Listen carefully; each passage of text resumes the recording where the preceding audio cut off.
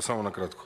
Јавниот долг ни дојде до нови непознати висини. Значи, најпрви за јавниот долг. Значи, 2020 942 милиони. 2021 652 милиони. Кога го гласавме овој буџетот за 2022 се сложивме сите и вие, тоа ви беше главната, златното правило, дека ќе сме дошле на 500 милиони, дека ќе имаме повеќе капитални расходи, односно капитални инвестиции повеќе од буџетскиот дефицит, односно од јавниот долг. Доаѓаме до 1 милиарда и 315 милиони евра. Огромно задолжување кое што ги надминува можеби 2020 и 2021 заедно. И кога зборувавте за платите, со законот за минимална плата и заедно акумулирано со растот на инфлацијата, во јавниот сектор номиналните плати се изедени од инфлацијата.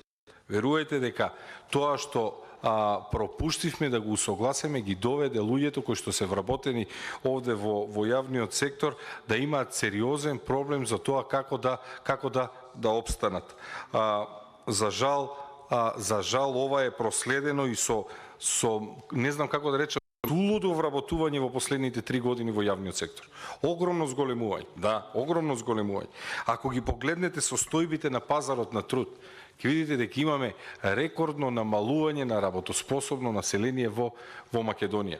И падот на стапката на невработени се случува поради исалувањето, поради тоа што воопшто не се пријавуваат како активна работна сила и кај годишната промена на вкупно работоспособно население на лица од возраст од 15 до 79 гледаме дека имаме огромен историски невиден пат. Ако го зборувате за компаниите, видиме како само оваа година се затворија скоро 4000 компании, минатата година битката со економијата не издржаа 6995, имаме еден тренд постојан тренд на затворање на мали бизниси, проследен со тренд на иселување и со на намалување на работоспособно население, кое што вие за жал го покривате со целосна неспособност и со целосно потврлање кај капиталните инвестиции. За жал ова потврлање ни се случува токму и кај патиштата, кај патната инфраструктура и вакво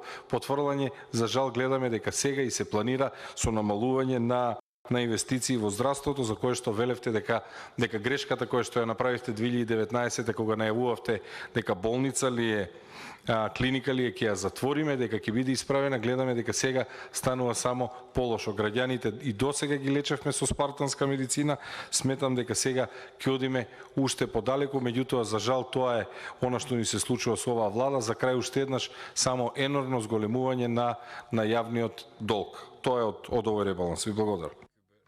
Благодарам колега Левко.